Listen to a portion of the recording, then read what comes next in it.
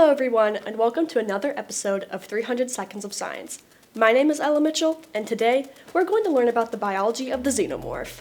While they may not be able to hear you scream in space, they can certainly hear this new episode. So strap in, and try to avoid those pesky face huggers.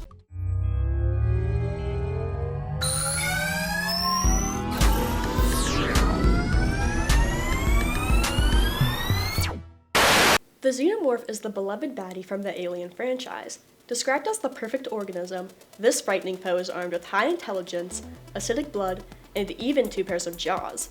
Yikes. But isn't the Xenomorph fictional? How can we attribute real-world biology to something make-believe? Thankfully, no Xenomorphs can prey on us.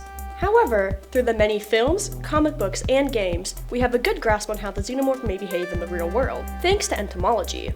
Entomology is the study of all things creepy and crawly, such as bugs, beetles, and butterflies, and even arachnids such as spiders. Sure, while all of this may be speculative, there are some pretty cool and creepy bugs behind the Xenomorph's inner workings. Let's begin with the Xenomorph lifestyle. Right off the bat, the image of the freaky little chestburster comes to mind, right? Before that stage, that unfortunate crewmate was attacked by a facehugger that was hiding within an egg. The facehugger acts as a parasitoid to insert a xenomorph egg into any captured human, where they will only keep the host alive until the egg develops and the chest bursts. While parasitism and parasitoidism sound very similar, they have a huge difference. Parasitoidism kills the host for the larva. Parasitism and parasitoidism is very common in insects, especially in wasps. These guys operate pretty similarly to the xenomorph. They will find another host bug, such as something like a caterpillar, and lay their eggs inside the still living creature until they hatch. Parasitoidism, although pretty brutal, has its benefits, such as protection for the developing babies and an immediate food source for when they hatch. A good example of this behavior would be the tarantula hawk wasp, which lays eggs inside tarantulas. Pretty hardcore, huh? Fun fact, there's even a wasp species named after the xenomorph, the Dolium-Ochoagita xenomorph. Now that we got the dark and disturbing childhood of the xenomorph out of the way, we can discuss the other parts of their life. For those who have seen the films, the xenomorph goes through a sort of metamorphosis as it develops throughout its life cycle, similar to beetles or butterflies. Metamorphosis is defined as the process of developing from an immature form to an adult form in 2 or more stages. This is present in the xenomorph as it goes from a facehugger to a chestburster to its final form. And even then, some forms in other media have introduced newer forms of the alien that all fit into this intricate life cycle. Lastly, on the topic of xenomorph life, these guys are eusocial species. This means that they live in large colonies where a single queen is in charge of reproduction, and the lesser drones do all the food collection and protection, which sounds pretty similar to a beehive or an ant colony. As shown in Aliens, the sequel, the queen is in charge of the hive and its swarm mindset. With xenomorphs being swarm predators, they rely on their large numbers to overwhelm and obliterate their prey. Swarms, again, are commonly linked with insects. However, sharks are also another great example of this technique, which provides a great segue to my next point. Now we can discuss the arsenal of the xenomorph. Let's start with those fearsome jaws. Perhaps the most iconic feature of the xenomorph would be its second set of jaws, which can also be found in the animal kingdom. While there are no bugs that have 2 sets of jaws, the eels that roam our oceans do. The moray eel is equipped with a second set of jaws called the pharyngeal jaws. These are located in the back of the throat, and these jaws help the moray eel swallow any prey that gets trapped in its mouth. This second set of jaws is both the eel's and xenomorph's ideal way of attacking their prey. Alrighty, I hope you enjoyed that eel-y cool fact. Now back to the bugs. Another striking feature of the xenomorph is its acidic blood. When a xenomorph is injured and needs to defend itself, its blood can shoot out at any potential threat.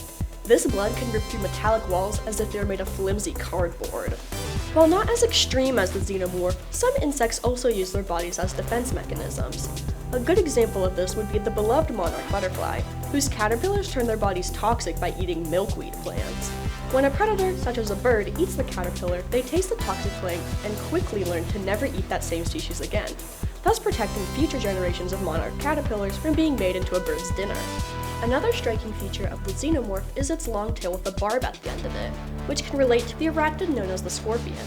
These guys are most known for their sharp tail that they store venom in, which closely resembles the tail that the xenomorph sports and uses as a weapon. That wraps up our discussion of xenomorph biology. But, how can we make sure that the connection between insects and these aliens is well, real. Ridley Scott, who directed the original film, said this in an interview: "I wanted him, the alien, to be insect-like, like an ant. Because if you examine an ant under a microscope, they're kind of elegant, and I wanted him to be very elegant and dangerous." When H.R. Geiger, the designer for the iconic Xenomorph, was questioned about any insect influences on the design, his response was, "We decided to make a very elegant creature, quick and like an insect." I mean, the original actor for the Xenomorph, Bolaji Badejo, was asked to behave like a mantis in the Xenomorph suit due to its graceful yet dangerous movements. So bam! I'm not making this connection up. Anyways, enough about Xenomorphs and bugs. That's gonna conclude our episode of 300 Seconds of Science. And good timing. Thinking about all those parasitic wasps and toxic caterpillars was starting to creep me out. What creepy or cool bug would you like to see incorporated into an alien? Let us know in the comments below. And as always, please subscribe to our YouTube, like us on Facebook, follow us on Twitter, and give us some love on Instagram, all at ZTV 300 Seconds of Science. This is Ella, signing off.